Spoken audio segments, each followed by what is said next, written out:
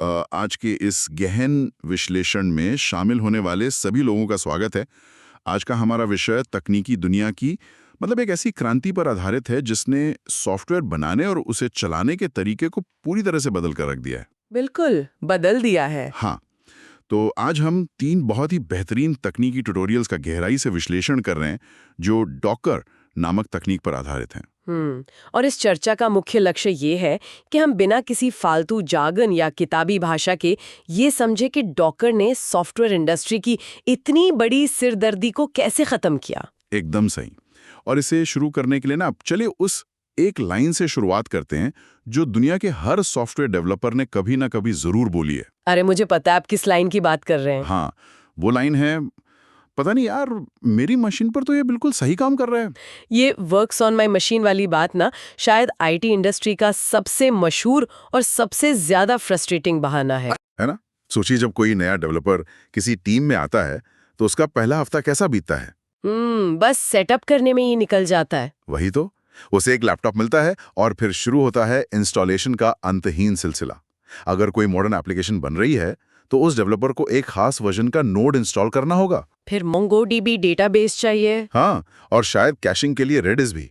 और मान लीजिए कि डेवलपर के पास मैक है जबकि मेन प्रोडक्शन सर्वर लिनक्स पर चल रहा है। यहीं से सारी परेशानियां शुरू होती हैं। बिल्कुल, वर्जन मिसमैच, ऑपरेटिंग सिस्टम का फर्क, पुरानी लाइब्रेरीज, इन सब की वजह से इतने एरर आते हैं कि डेवलपर कोड लिखने से ज्यादा टाइम तो स्टैक ओवरफ्लो पर एरर ढूंढने में निकाल देता है। ये तो हर डेवलपर की कहानी है। ठीक है, तो चलिए इसे थोड़ा विस्तार से समझते हैं।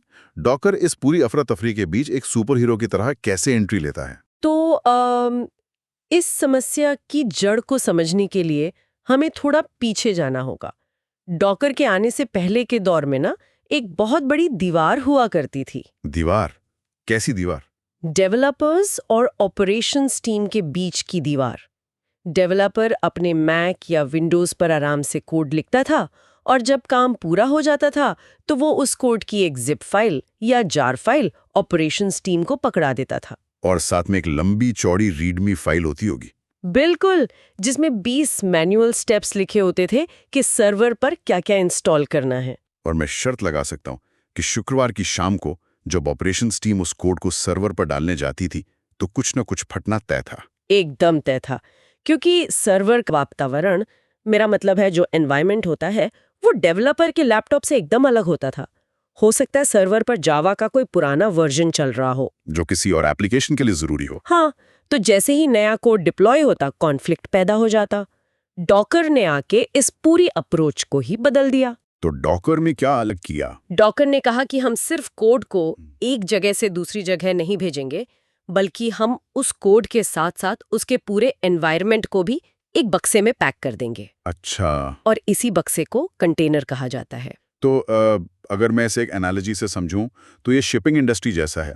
पुराने ज़माने में जब जहाज़ों पर सामान लादा जाता था तो कोई कॉफ़ी की बोरियां रख रहा है, कोई कारें चढ़ा रहा है, कोई नाजुक शीशे का सामान रख रहा है। सही कहा। हर चीज को अलग तरीके से हैंडल करना पड़ता था। फिर शिपिंग कंटेनर्स का आविष्कार हुआ।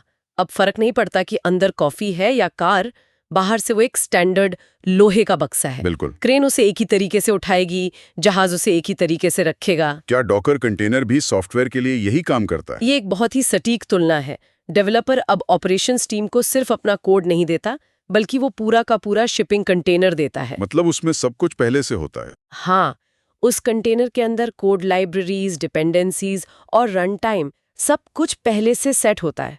ऑपरेशंस टीम को ये जानने की जरूरत ही नहीं है कि कंटेनर के अंदर नोड चल रहा है या पाइथन। उनका काम सिर्फ उस डॉकर कंटेनर को सर्वर पे रन करना है। बस ये कोड को पूरी तरह से पोर्टेबल बना देता है। यानी वो कंटेनर डेवलपर के मैकबुक पर जैसा व्यवहार कर रहा था वो अमेज़न वेब सर्विसेज की किसी लिनक्स सर्वर पर भी हूबहू वैसा ही व्यवहार करेगा, बिना किसी बदलाव के। मेरी मशीन पर चल रहा है वाली समस्या हमेशा के लिए खत्म। लेकिन यहाँ मेरे दिमाग में एक बहुत बड़ा सवाल उठता है। बताइए। जब हम एक मशीन के अंदर दूसरी मशीन या एनवायरनमेंट चलाने की बात करते हैं तो सबसे पहले वर्चुअल मशीन का ख्याल आता है। हम दशकों से VMware या वर्चुअल बॉक्स का इस्तेमाल करते आए हैं। ये एक बहुत ही लाजमी सवाल है। तो फिर डॉकर में ऐसा क्या नया है? क्या ये सिर्फ वर्चुअल मशीन की कोई नई पैकेजिंग है? यहाँ जो बात सबसे ज्यादा दिलचस्प है वो ये है कि डॉकर और वर्चुअल मशीन का काम करने का तरीका जमीन आसमान जितना अलग है। अच्छा, कैसे? इसे समझने के लिए हमें कंप्यूटर के ऑपरेटिंग सिस्टम के आर्किटेक्चर को देखना होगा। किसी भी ओएस के दो मुख्य हिस्से होते हैं। सबसे नीचे होता है कर्नल, जो हार्डवेयर से जुड़ा होता है। हाँ, ये कर्नल ही है जो सीधे आपके प्रोसेसर, रैम और डिस्क से बात करता है। और इस कर्नल के ऊपर होती है एप्लीकेशन लेयर, जहां आपकी यूआई, सिस्टम लाइब्रेरीज और सॉफ्टवेयर चलते हैं। तो जब हम कोई वर्चुअल मशीन बनाते हैं तो हम असल में क्या कर रहे होते हैं? हम हार्डवेयर के एक हिस्से को अलग कर देते हैं और उस पर एक पूरा का पूरा नया ऑपरेटिंग सिस्टम इंस्टॉल कर देते हैं। एकदम सही। यानी उस वीएम का अपना खुद का कर्नल होता है और अपनी खुद की एप्लीकेशन लेयर होती है। बिल्कुल। मान लीजिए आपके पास एक सर्वर है जिस पर उबुंटू चल रहा है। अगर आप उस पर 3 वर्चुअल मशीनें चलाते हैं तो असल में आप 3 अलग-अलग कर्नल और 3 अलग-अलग ऑपरेटिंग सिस्टम बूट कर रही हैं। और इसीलिए एक वर्चुअल मशीन का साइज गीगाबाइट्स में होता है। हाँ, और उससे चालू होने में मिनटों का समय लगता है, क्योंकि वो पूरा ओएस बूट साइकिल फॉलो करती है।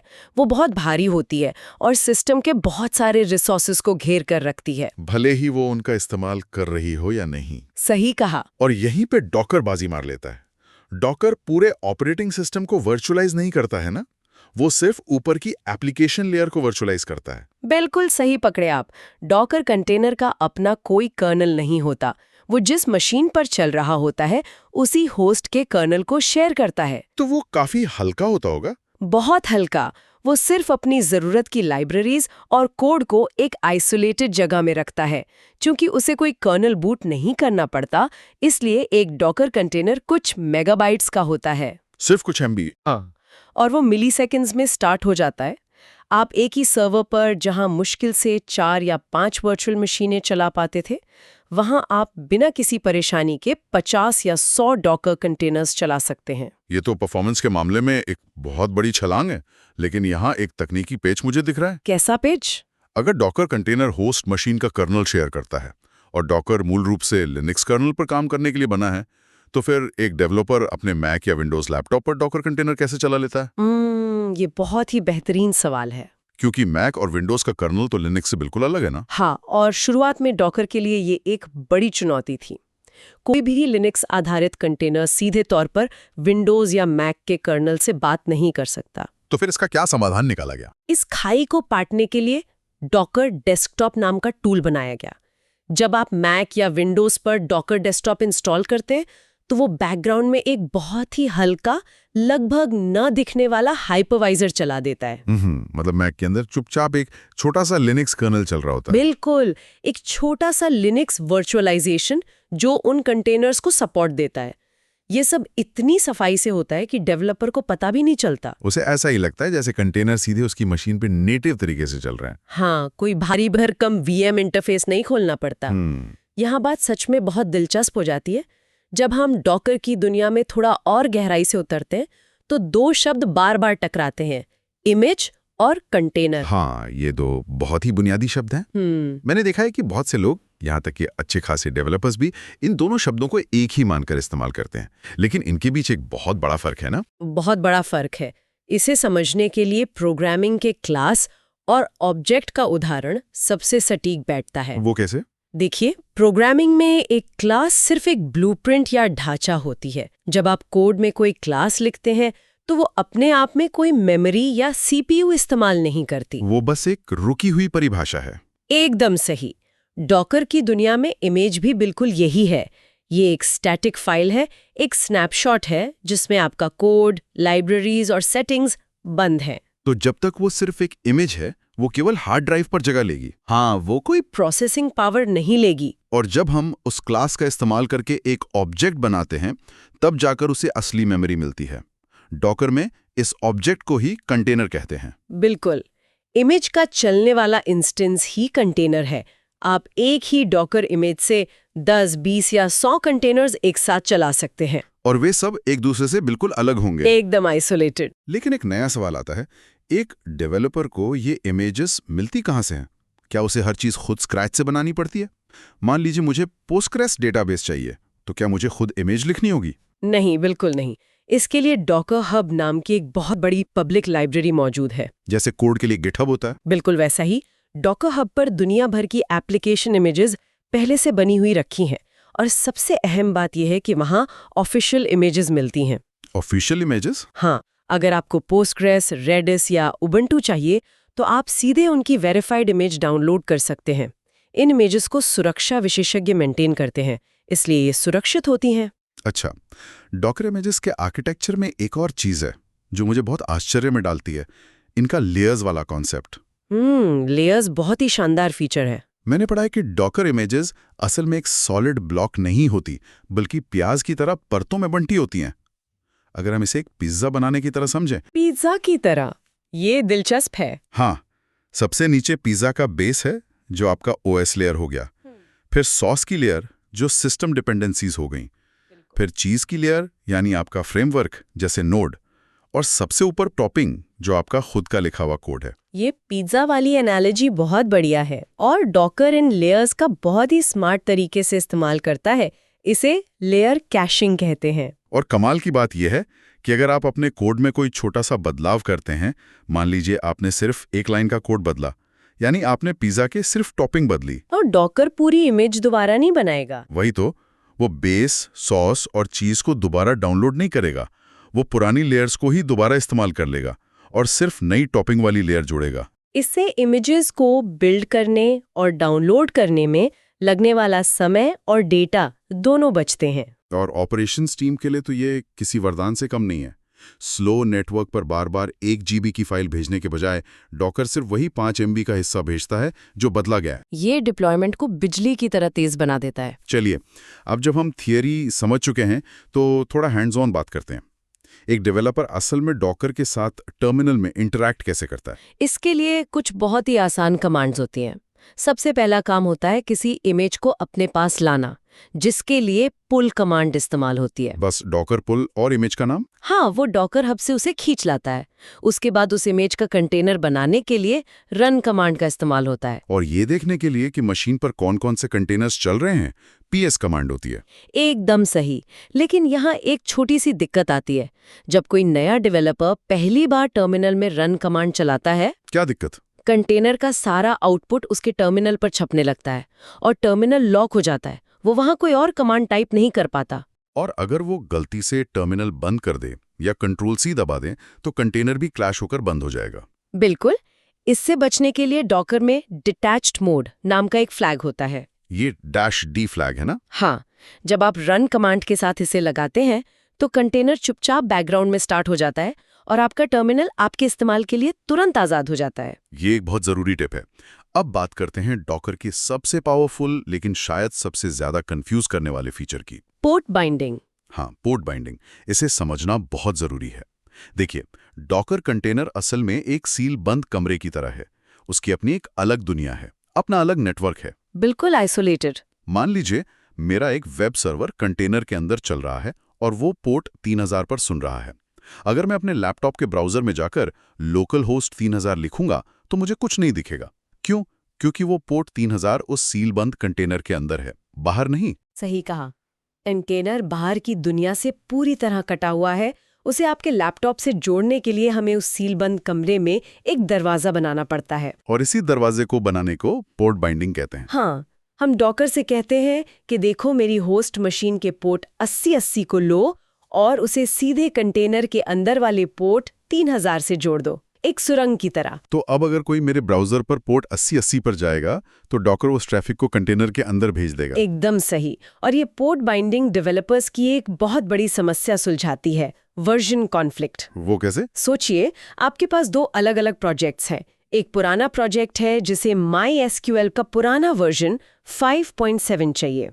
दूसरा नया है जिसे लेटेस्ट वर्जन 8.0 चाहिए। बिना डॉकर के तो एक ही लैपटॉप पर डेटाबेस के 2 अलग वर्जन इंस्टॉल करना एक बुरे सपने जैसा है। हाँ, क्योंकि दोनों वर्जन सिस्टम के डिफॉल्ट पोर्ट 3306 पर कब्जा करने की कोशिश करेंगे। और सिस्टम क्रैश हो जाएगा। लेकिन डॉकर के साथ ये बच्चों का खेल है। आप पुराने वर्जन का एक कंटेनर चलाएंगे और नए का दूसरा कंटेनर। दोनों अंदर अपने अपने पोर्ट 3300 पर मजे से चल रहे होंगे। क्योंकि दोनों की दुनिया अलग है। बिल्कुल। बाहर अपनी मशीन पर आप पहले कंटेनर को पोर्ट 5000 से बाइंड कर देंगे और दूसरे को 5001 से। कोई टकराव नहीं। ये वाकई में जादू जैसा है। लेकिन काम करते वक्त समस्याएं भी तो आती हैं। अगर कोई कंटेनर क्रैश हो जाए तो हम उस सीलबंद कमरे के अंदर जाके कैसे देखेंगे कि क्या टूटा है? इसके लिए डॉकर बहुत अच्छे टूल्स देता है। सबसे पहला है लॉग्स चेक करना। आप एक कमांड से कंटेनर के सारे पुराने और नए लॉग्स देख सकते हैं। और अगर अंदर जाके फाइल्स चेक करनी हो तो डॉकर इंटरैक्टिव टर्मिनल खोलने की सुविधा भी देता है, डॉकर exec कमांड से। ये बिल्कुल ऐसा है जैसे आप SSH करके किसी दूर रखे सर्वर के अंदर घुस गए हों। और वहां हम लिनक्स की कमांड्स चला सकते हैं। ये तो बहुत पावरफुल है। अच्छा, ये तो बात हुई दूसरों की इमेजेस इस्तेमाल करने की।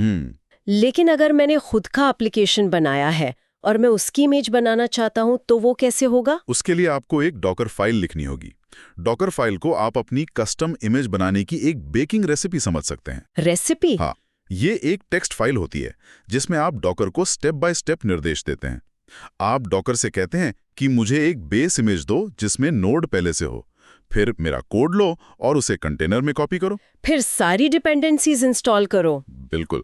और आखिर में बता दो कि इमेज को रन करते वक्त कौन सी स्टार्ट कमांड चलानी है। डॉकर इस रेसिपी को पढ़कर आपकी कस्टम इमेज तैयार कर देता है। ये एक सिंगल एप्लीकेशन के लिए तो ठीक है, लेकिन असल दुनिया में तो फुल स्टैक एप्लीकेशन में कई कंटेनर होते हैं ना? हाँ, कई सारे। मान लीजिए मेरे प्रोजेक्ट में रिएक्ट का फ्रंट एंड है, नोड का बैक एंड है, मोंगोडीबी का डेटाबेस है और रेडिस भी है। अब रोज ऑफिस आकर इन चारों कंटेनरों को अलग अलग स्टार्ट करना, ये तो वापस उसी झंझट में पड़ने वाली बात हो गई। और यहीं पर सॉफ्टवेयर डेवलपर्स का सबसे पसंदीदा टूल काम आता है, डॉकर कंपोज। Docker compose. हाँ, ये कई सारे कंटेनरों को एक साथ मैनेज करने का एक टूल है। अलग अलग कमांड चलाने के बजाय आप एक सिंगल कॉन्फ़िगरेशन फाइल बनाते हैं। ये YAML फाइल होती है ना? हाँ, इस एक फाइल में आप लिख देते हैं कि मुझे कौन कौन से कंटेनर चाहिए, उनके पोर्ट्स क्या होंगे और वे एक दूसरे से कैसे जुड़े होंगे। तो उस डेवलपर को अब अलग अलग टैब नहीं खोलने, वो बस एक कमांड चलाता है, कंपोज अप, और सब कुछ अपने आप सेट हो जाता है। और वो इन सारे कंटेनरों के लिए एक प्राइवेट नेटवर्क भी बना देता है ताकि बैकएंड सीधे डेटाबेस से बात कर सके। पूरा इंफ्रास्ट्रक्चर कुछ ही सेकंड्स में चालू। कमाल है। लेकिन डॉकर के इस पूरे इकोसिस्टम में एक बहुत बड़ा खतरा भी छिपा है ना? आप डेटा लॉस की बात कर रहे हैं? हाँ, कंटेनर तो बहुत हल्के और टेम्परेरी होते हैं।